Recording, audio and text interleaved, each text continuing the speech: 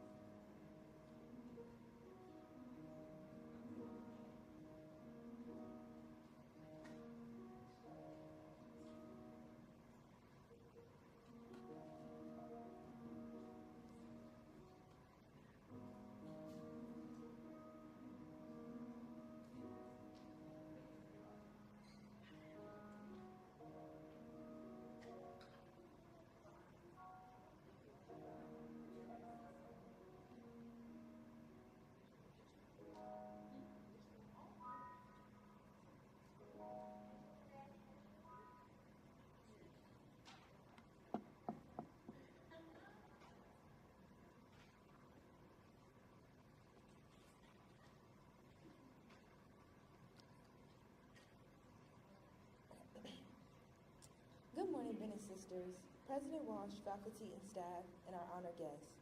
On behalf of the Bennett College Green Team, I welcome you to our third annual Black Women in Climate Change A.C.E.S event.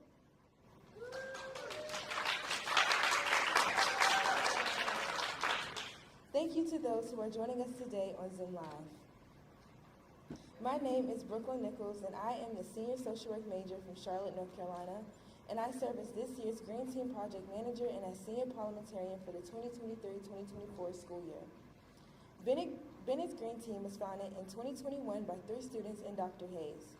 In our first year, we brought recycling back to Bennett's campus, and after a 10-year absence, we purchased 5 filtered water stations to place around campus and give Bells access to healthy, clean drinking water. We organized Black Women in Climate Change events on campus with amazing keynote speakers like Lamisha Whittington and William Barber III. We wrote and performed a mini musical called Green Girls, and I acted for the first time. We've organized clothing swap events where students can switch out clothes they're not wearing and take clothes that they need. We're supporting Dr. Reagan Moore in all of her efforts to bring aquaponics to Bennett's campus. We wrote and received grants from Advanced Energy and North Carolina Black Alliance to build a raised bed garden, and it's beautiful, y'all. After this event, we're going to walk you over to tour it.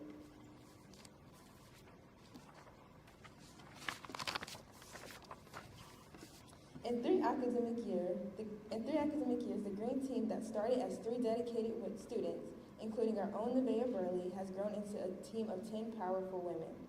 I would like to introduce them now. Nevaeh Burley, Zakiya Jones-Walker, Deja Rogers, Sarah Mason, Audrey Rose, Tiluwani Onadeji, Asia Rogers, Jayla White, and Destiny Simmons. Please stand and be recognized for all of your hard work.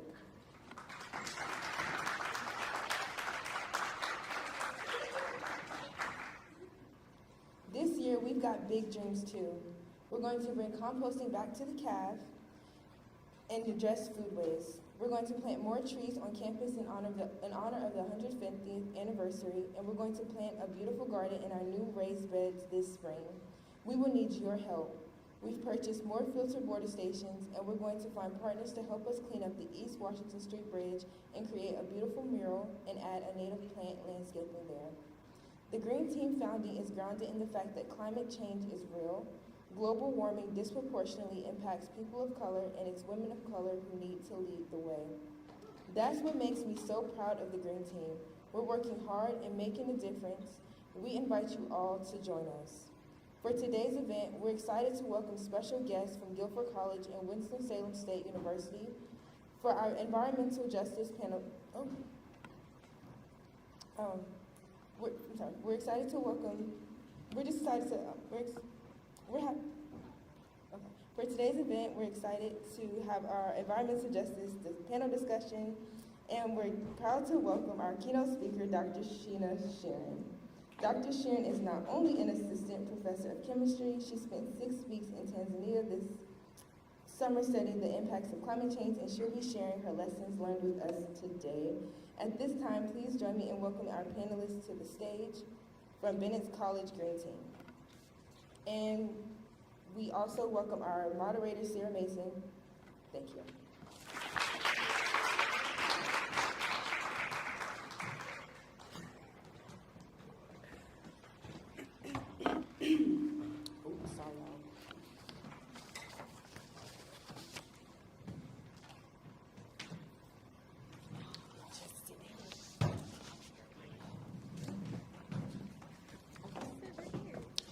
Good morning, everyone. My name is Sarah Mason. I am a senior biology major with a chem minor from Rayford, North Carolina, and I serve as this year's Miss Senior and as the Green Team Sustainability Outreach Work Support. And I'm excited to moderate this panel. Panelists, welcome to you all. I'd like to start by asking you to introduce yourselves and tell us why you decided to get involved in environmental justice work at Bennett College. Good morning, everyone. My name is Zakiya Jones-Walker. I am a senior psychology major and entrepreneurship minor from Hopewell, Virginia. I serve as a Green Team member this year, but also Bennett College's SGA president. I decided to join the Green Team because my first time I joined was last year, and I just got the chance to witness Black women just advocate for environmental environmental justice, and it was really empowering. So I know that myself personally, I wanted to do what I could to help that movement and that initiative. This semester, I also took a course that dealt with social justice and environmental justice, and that just played such a big role in how I can be an advocate for the Green Team.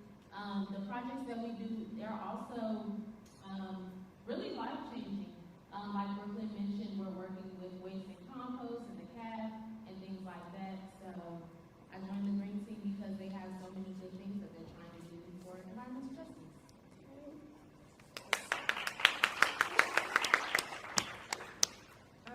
Hey guys, my name is Nevaeh Bertley. I'm a junior biology major from Syracuse, New York, and I currently serve as the vice president of the junior class E board and the assistant project manager of the Green Team.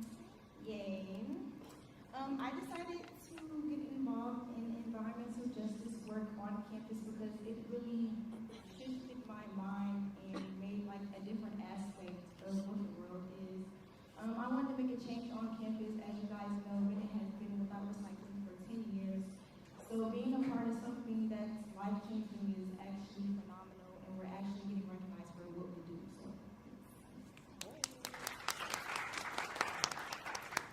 Hi guys, my name is Deja Rogers. I am a senior chemistry major from Baltimore, Maryland. I serve as the Green Team Sustainability Communications Lead, and I also serve as the senior publicist for the senior e-board, the Food Line Feeds mentor, and a STEM peer mentor. So the reason why that, what am I saying?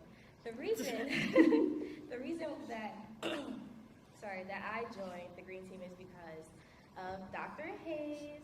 I was in her Global Studies class, and we did a project. Our final exam was on a project on the list of UN goals, and I had number 12, which was sustainability. And I was doing all the research because I wanted to get a good grade, but I also wanted to make sure that I had the knowledge for my own household and my own practices. And she said, oh, you should really join the Green Team. But at that time, I was virtual. So when I came on campus, I was like, okay, I'm gonna join the Green Team. And I also have experience with pollution. I'm from Baltimore, Maryland, as I said. There's a lot of light pollution. There's a lot of car pollution as well. And that has caused me to have asthma. I couldn't see stars until the age of 20, and I'm 21. So that really shows like where I come from. And yeah, I just want to make a difference, whether it's big or small.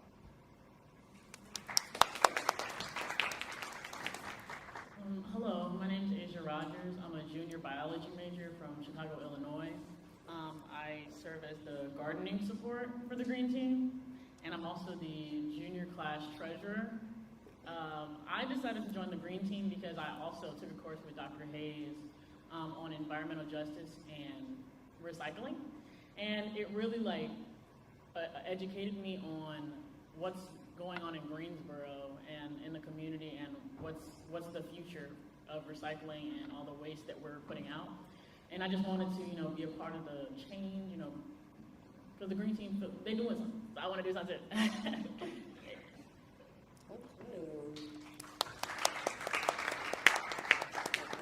What an amazing group. Thank you all for being here. What projects are you all working on to support environmental justice, sustainability, and recycling? And what oh, never mind, I just asked that. Sorry, y'all. Fine. Okay, so in the Green Team, the project that I'm working on right now is the bridge beautification.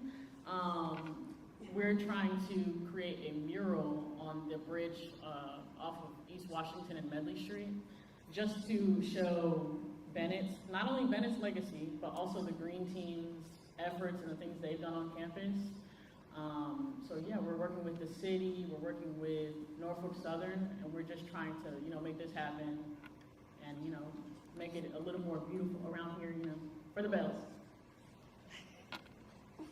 Yeah, so since I'm the communications lead, I kind of work with everyone. I'm in recycling. I'm in the painting, the mural projects. I'm also in the composting and trying to get reusable items in the CAF project. I'm everywhere at this point, just to make sure that everyone understands each other and trying to see if there's a way to collab within the projects, even though we have our specific projects.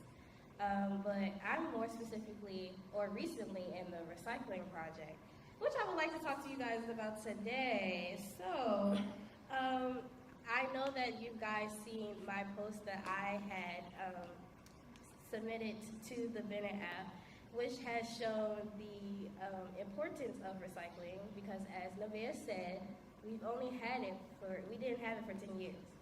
So it's really important it's my job to make it important to you guys that, like, what and what not to put in recycling. And I try to make it as simple but as understanding as possible, even with posts or like the flyers that's posted around campus.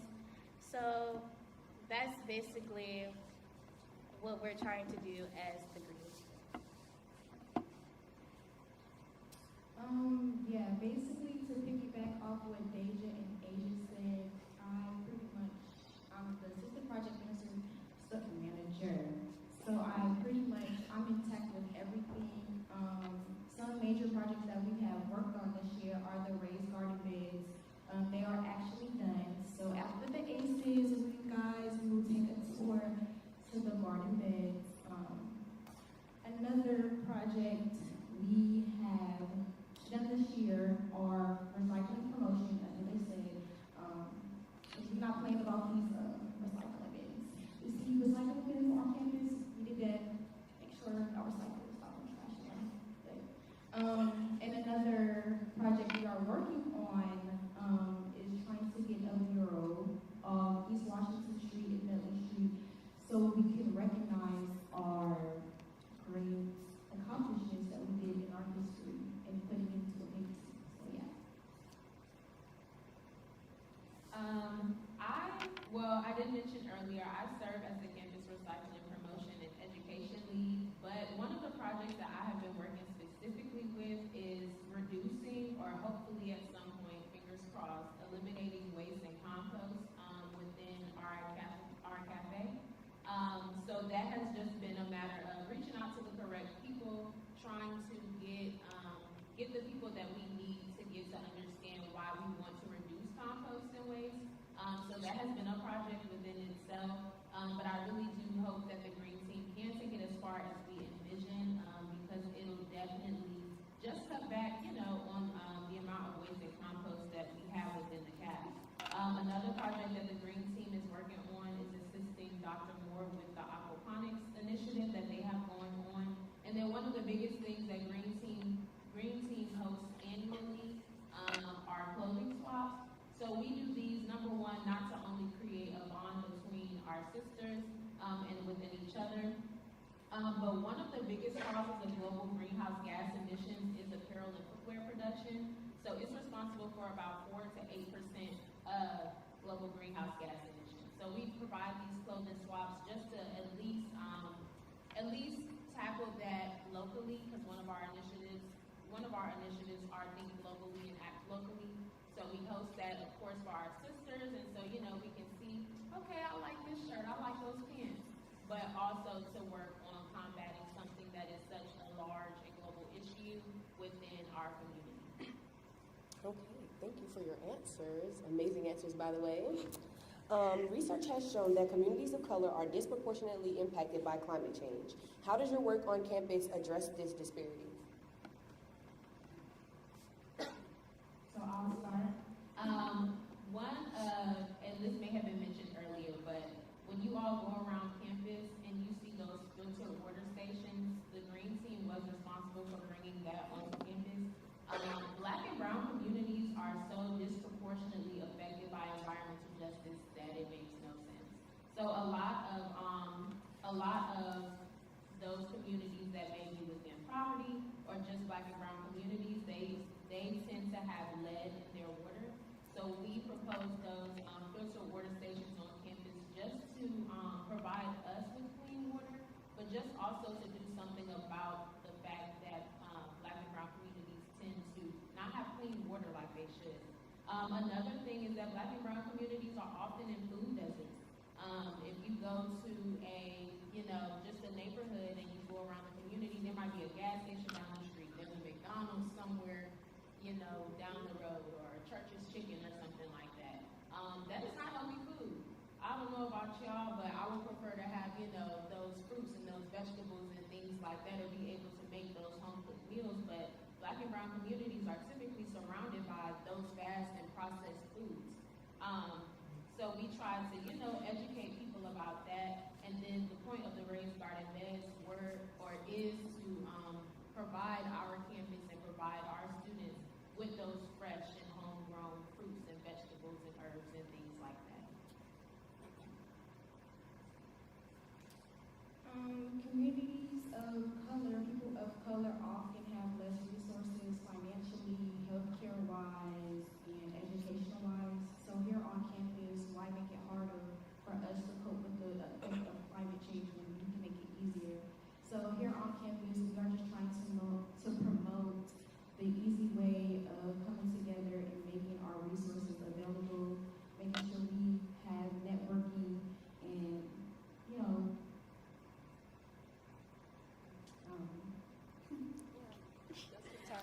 yeah. Okay.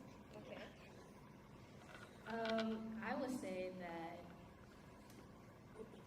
for Black and brown communities, we come from areas that are very urban.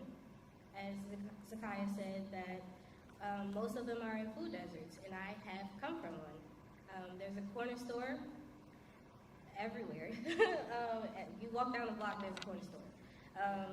You walk down the street, there's a line of KFC, Taco Bell, McDonald's, and Popeyes. So I know what it's like to not get fresh food, and I know what it's like to live in pollution and littering.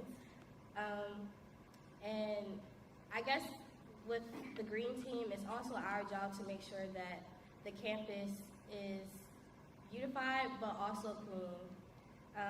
It helps with our mental health, not only with our physical health, but our mental health, because of the fact that some people go outside to release stress. Some people want to be in a safe environment, and if it's not clean, or it looks like everything is dying, then it really doesn't help with the progress of our brains, because we are still developing. And also, it's also therapeutic to also garden. So this is another reason why we have also added the raised garden beds as well, and we are making sure that people who want to volunteer to help with planting our vegetables and fruits, that they get their training so that they can also, implement themselves in our projects, because of the fact that it might help them as well. So it's not, we're doing this for environmental reasons, but we're also doing this to make sure that everyone feels included and everyone feels like they have a chance in doing something. Yeah, just to piggyback off of, all the, projects that everybody was talking about. It's all about education and educating the community on these disparities, and because a lot of the time it's a matter of people aren't aware that these things are going on. So, we're all about educating them, making sure that people have the tools to fight this. Just one day at a time. Amazing answers, thank y'all. What advice would you give to new students who are interested in environmental justice, sustainability, recycling, and protecting our planet? Okay, so I know that a lot of the people in this audience, you're not from here, some of you are, something that you could do is take what you've learned here and bring it out into your own communities, bring it back home, so that you can have this impact. That's it. Research. be open-minded and don't be afraid of asking questions. It can be to your peers, it can be to us, it can even be to your teachers because they might know a little something. It's don't be afraid to do what's right. Like, and don't. It's not okay. It's okay to not be okay, but it's not okay to be lazy. And if you know that, what am I going to say? I'm not going to try to say anything.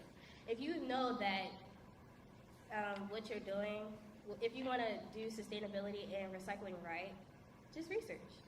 Just do small things. It don't have to be big. Some advice that I would give to new students that are interested in this cause is to do what you truly believe in. If you want to go for something, do it. Motivate yourself every day that this is what I want to do. It's a great cause, and it's going to have a different aspect. So do what you truly believe in, spread the word, give insight to others so that they are also knowledgeable of what you guys are doing. And yeah, just take a leap of faith and go for it. Some advice that I would give new students who are interested in environmental justice, sustainability, all of that is to put yourself in those spaces. So just like how you all are here today during this spaces event, you're still learning about, Black and brown communities and environmental justice and how that all plays into each other. But also, I took a course, like I mentioned earlier, I took a course with Ante Johnson that talked about environmental justice and social justice. So also understand that your form of advocacy might look different from somebody else. We had guest speakers just about every other class, and they all were environmental justice advocates, but they all did it in their own different way. So don't feel like there is one clear path to being an advocate, being somebody who is advocating for environmental justice and social justice and sustainability. It comes in different shapes, forms, and sizes. So. Thank you all for answering our questions. We would like to open the floor up to the audience to ask questions. Just raise your hand and I'll bring the mic to you if you have a question. No questions? All right then. Cool. Who got a question? Oh, I'm coming.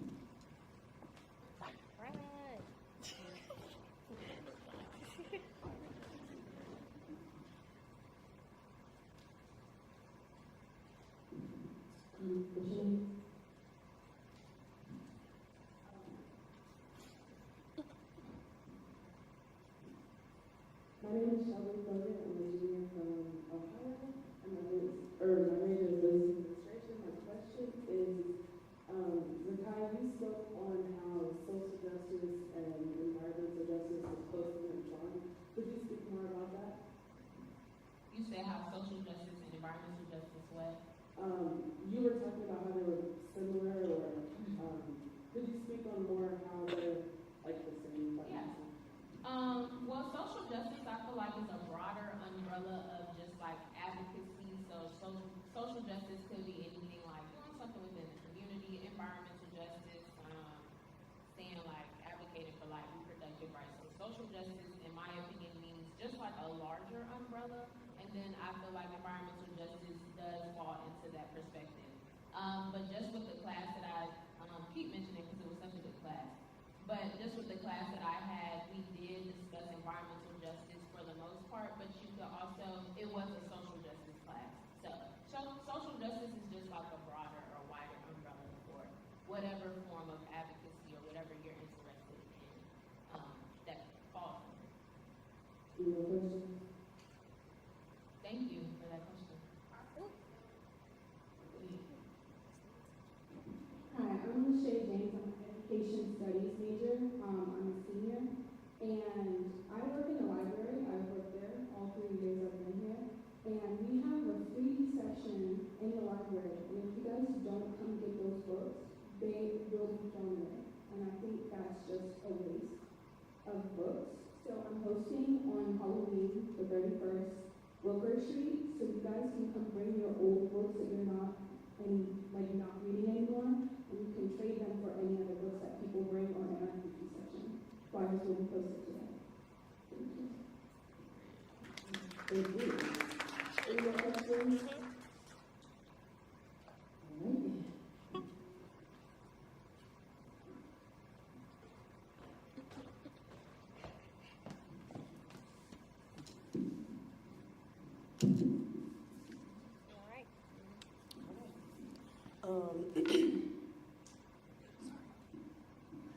appreciate your questions. Thank you so much to our panelists for joining us.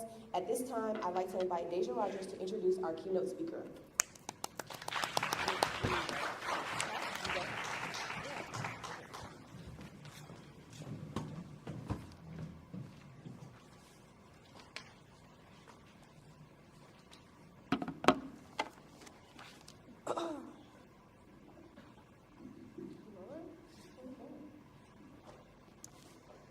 Okay, greetings everyone. It brings me great pleasure to introduce my advisor and mentor, Dr. Sheena Sheeran, an assistant professor of chemistry at Bennett College. Dr. Sheeran obtained a bachelor's and master's degree in chemistry and a PhD in computational science and engineering at North Carolina Agricultural and Technical State University. She currently serves as the program coordinator, for the A.C.E.S STEM mentoring program, which aims to enhance STEM retention and student learning through research collaborations and partnerships. She has also partnered with Delta Research Educational Foundation to conduct research projects using the All of Us Researcher Workbench in order to enhance research capacities and collaborations in STEM at Bennett. Dr. Sheeran is also a research scholar for the All of Us Evenings with the Genetics Research Program at Baylor University, in which she is working with a team of researchers to investigate gender and racial ethnic disparities of genetic risk factors of schizophrenia among Black and Latinx American populations in comparison to white American populations, as well as examine the interactive effects of available environmental stress factors. Last summer, Dr. Sheeran was selected to travel abroad to Tanzania to study climate change and sustainability.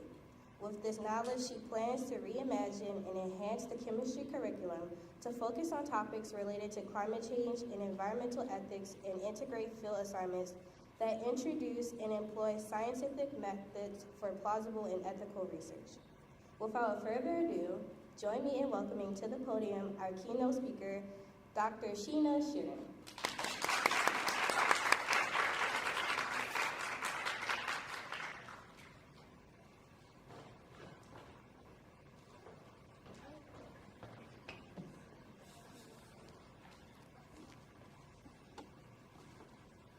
Greetings, everyone. As mentioned, my name is Dr. Sheena Sheeran, and I am excited to share with you my adventures from Zanzibar to mainland Tanzania and what I have learned about climate change and sustainability. Before accepting the offer to travel,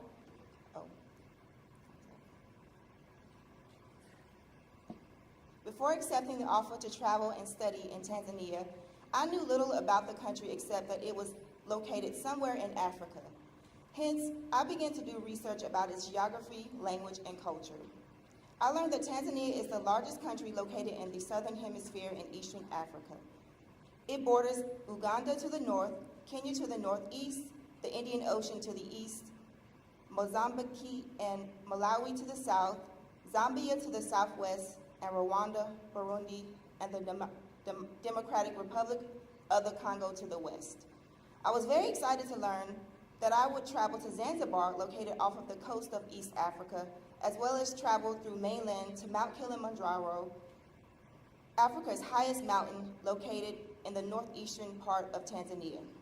The map here shows my trajectory from Zanzibar to mainland Tanzania. I also learned that this was the program's first time choosing to explore climate change in Zanzibar. Additionally, Tanzania has two official languages, Swahili and English. Swahili is the national language and is a composite of several Bantu dialects and Arabic that originated along the East African coast and on the island of Zanzibar. I learned a great deal about Tanzanian culture, which is a delightful mix of influences with over 120 tribes. Tanzania is one of the most culturally diverse countries in the world. Each of the 120 different tribes in Tanzania have their own distinct ways of life, but together they gracefully unite to form Tanzania. Roughly 1/3 of the population is Muslim, and almost 2/3 of Tanzanians profess Christianity. You may wonder why studying climate change in Tanzania is a big deal. Well, Tanzania, because of its geography and biodiverse landscape, is an ideal country to study and further understand global climate patterns and trends. It is a developing country with more than 90% of the population relying on agriculture or agriculturally related activities. Agriculture in the country largely depends on rainfall, which is increasingly becoming unpredictable and unreliable, which worsens the impacts of climate change. Additionally, Tanzania's economy also relies heavily on wildlife and natural resources. To date, there are roughly 120 ethnic communities, 4 of them being indigenous groups living in the semi-arid regions of northern Tanzania. With an ever-growing population mixed with human activity, water and food sources have become scarcer and less obtainable. With these challenges compounded with climatic changes like prolonged drought and flooding, indigenous communities are mainly vulnerable because it threatens wildlife resources and consequently their wildlife-dependent livelihoods. Furthermore, the intensity and frequency of climate change has significant environmental effects along the coastline of Zanzibar. Beach erosion occurs when rising sea levels, waves, currents, and high tides displace or remove sediment and rocks along the coastline. As shown in the picture, I first witnessed the effects of beach erosion at Jambiani,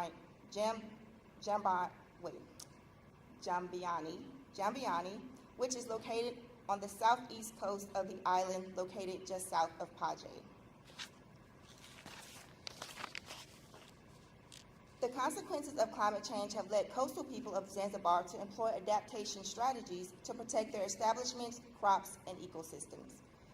At Jambiani, I observed many adaptation measures used to protect local establishments on the seashore from exposure to ruin due to high tides and beach erosion. Adaptations used by local business owners in Jambiani are depicted here. Picture A shows wooden poles used as a barrier to reduce high tides and strong currents. Picture B shows plants used as a barrier to combat high seawater levels, and picture C and D show rock barriers used to stop the current to high seawater levels. On the coast, seaweed growers and fishermen have been affected by the impacts of climate change. Thus, they utilize various coping and adaptive measures to make ends meet. Seaweed growers adapted by increasing seaweed plots and shifting to deeper waters where temperatures were cooler, which in turn decreased plant diseases. Some seaweed growers also sponge fish for alternative means of income, and many are women. This picture shows me and other students learning how to seaweed and sponge fish. Other efforts have been made to cope and adapt to climate and non-climate stressors like brick making, which provides another form of income. Still, communities report many economical barriers like low access to cash and credit and low quality energy sources. After Jambiani, I traveled back to Stonetown. Faculty and staff prepared us for living with our homestay family by teaching us Kiswahili.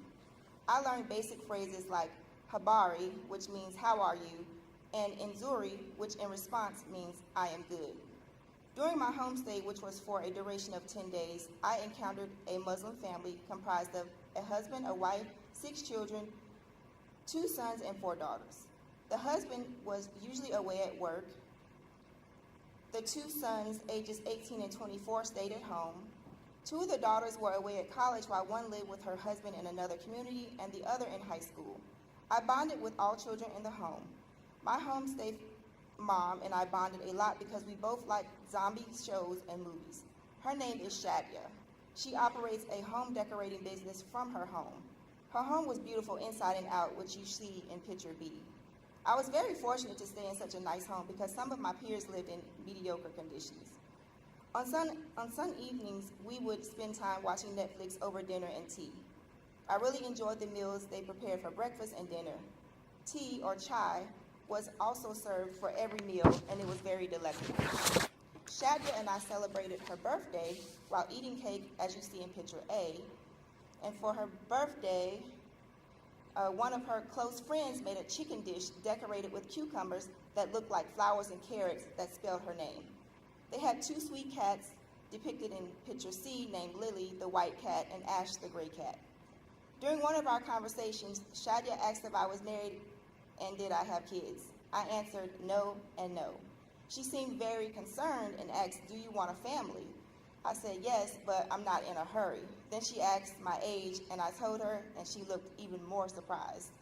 She told me I needed to get going or I would be too old to have a family.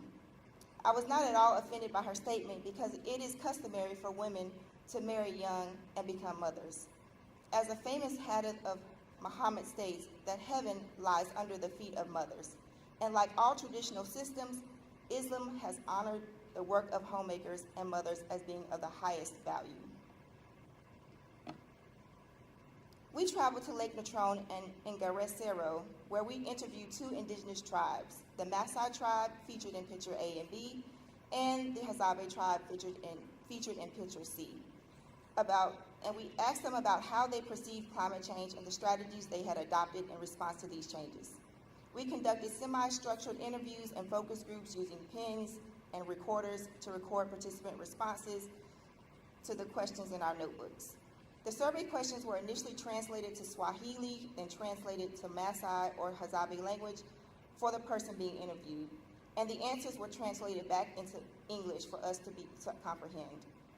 Members of the Maasai tribe are pastoralists, which are farmers who breed and take care of animals. The Maasai tribes are among the best known local populations internationally inhabiting northern, central, and southern Kenya and northern Tanzania. The Hazabe tribe are mainly nomadic hunters and gatherers. There are roughly 1,300 members of the Hazabe population left living in northern Tanzania. Both groups perceived that their livelihoods were different because of a change in weather and environment, but neither group actually understood the concept of climate change or global warming. The Maasai men and women perceived that a change in the weather was evident because of longer periods of drought, no grass for their livestock, and shortage of food and water to live. They also stated that weather variability affected women and men differently. While men are responsible for grazing and women are responsible for cooking, cleaning, and taking care of the home, women now must help with grazing livestock and fetching water. The livestock are more prone to disease, and their world is becoming more populated, resulting in food shortage. Trees have been cut down and not restored, and there is little to no effort from the government to implement ways of helping. One of my favorite places to visit was Chumbe Island. Chumbe Island is a small privately owned island a few kilometers off the main island of Zanzibar, and it is known for ecological innovation and exceptional coral reefs. It is also known for conservation and sustainable operations. The buildings and operations are eco-friendly and self-sufficient. The schoolhouse, featured in picture A, has a hexagonal roof structure that was crafted to maximize the surface of the roof for optimum rainwater catchment, which is used to recycle and reuse water. The open archways and the high central pinnacles allow for a flow-through of air and natural cooling of the building. The roof material is made from locally sourced lightweight Casuarina poles, which is a soft wood, and palm thatching held together with coconut husk and sisal rope. This unique building has no central support structure, as the 6 sides of the roof conjoin at the pinnacle and their shared weight hold the roof in place. Picture B shows solar panels used for heating water. Picture C shows the restroom areas where toilets use composite material instead of water. Everything I saw on this island represented sustainability, which I very much appreciated. Another one of my favorite attractions was Lake Natron, home of the Ngueressero waterfalls and some endemic algae, invertebrates, and birds. Reaching an alkalinity of over a pH of 12 and scorching temperatures of up to 60 degrees Celsius, Lake Natron is an extremely hostile environment. As water cannot flow out of the lake, evaporation levels are very high, and this leaves behind natron, which is sodium carbonate decahydrate, and then trona, which is sodium sequest carbonate dihydrate. The high concentrations of natron gives the lake extreme alkaline levels, and it is one of the deadliest lakes on the planet. I overcame my fear of heights in this situation, like the one you see here, when I rock climbed to the Ngueressero waterfalls, located on the southern side of Lake Natron.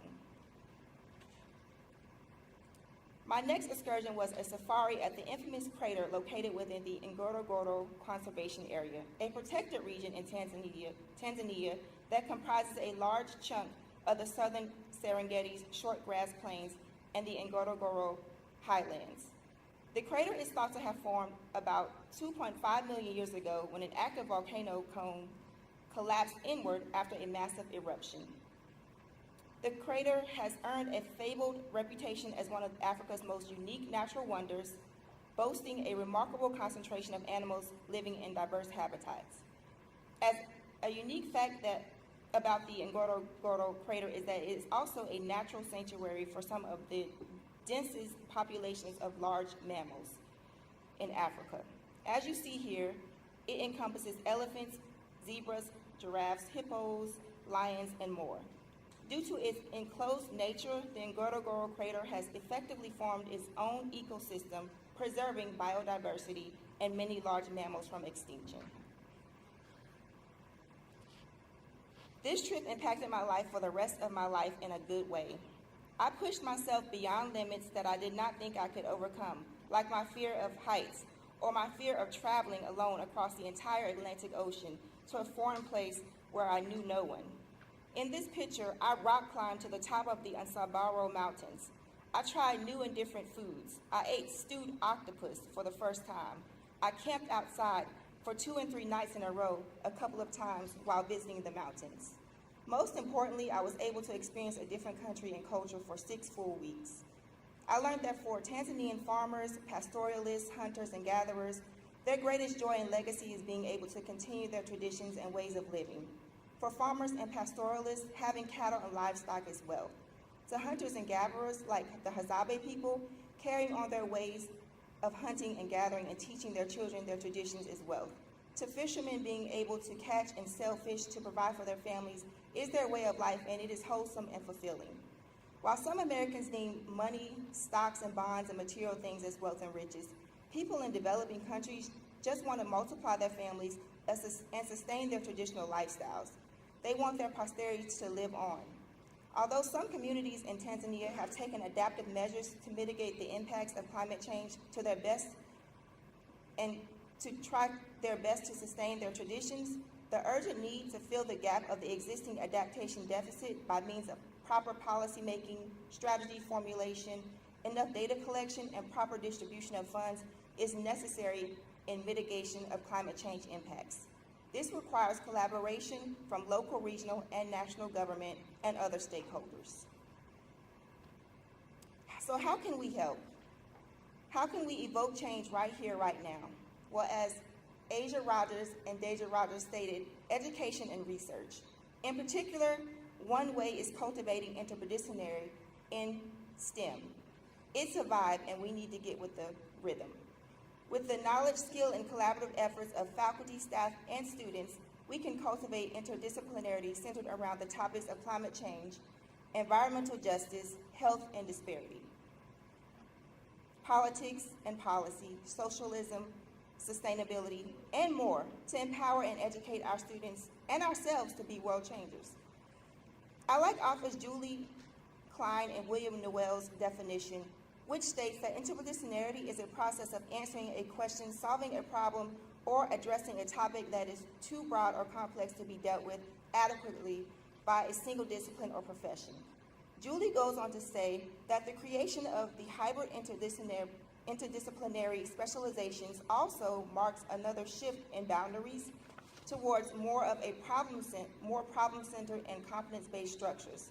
This development may signal a gradual but profound shift in the organizational paradigm of higher education, away from the primary context of discipline to knowledge restructured by application. Herein lies the ingredients needed to be world changers.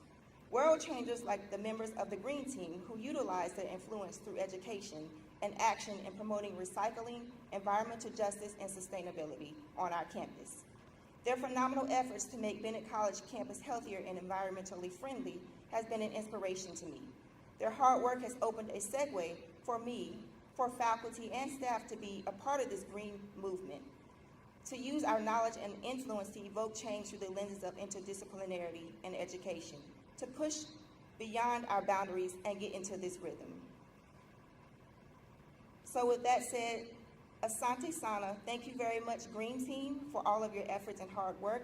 Asante Sana, Dr. Hayes for managing this whole Green Team initiative and for selecting me to participate in this phenomenal study abroad experience, and Asante Sana for everyone for listening.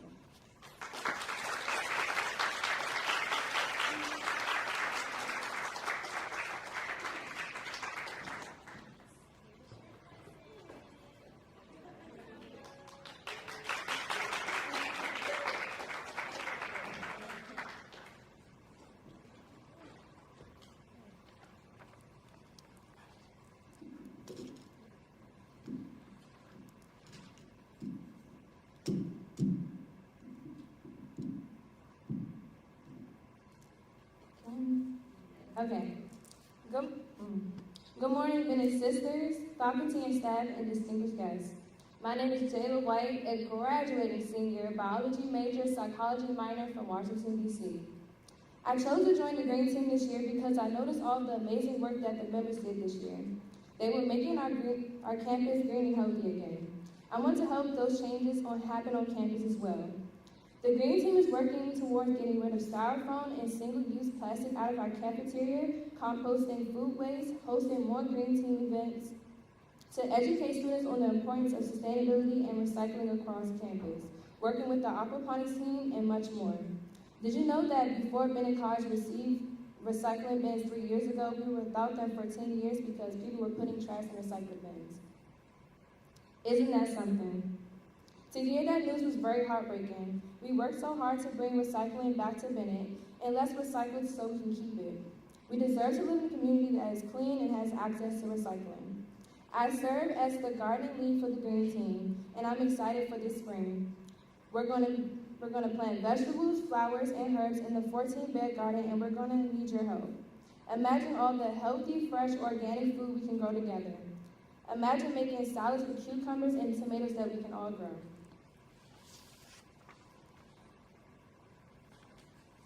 Bennett is known for our beautiful old Mongolian trees growing around campus. Old trees have deep roots, and we have deep roots here too. Bennett has been making history for 150 years. We produced leaders in the civil rights movement and the women's rights movement, and now we're leading in the environmental justice movement. I want my Bennett sisters to understand the importance of taking care of our campus and taking care of our planet. We take care of what we love, we take care of what is our home and what is ours.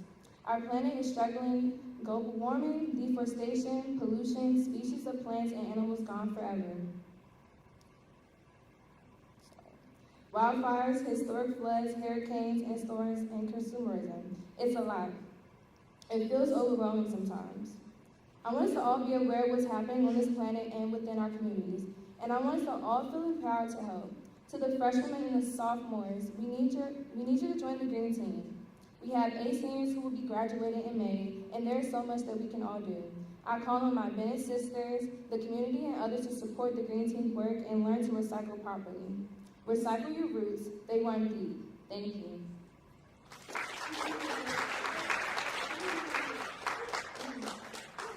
I want to thank you all for coming to our 3rd annual Black Women in Climate Change program. We invite you all to meet the Green Team outside of the little theater where we will walk you over to our raised bed garden. It's close, it's a short walk.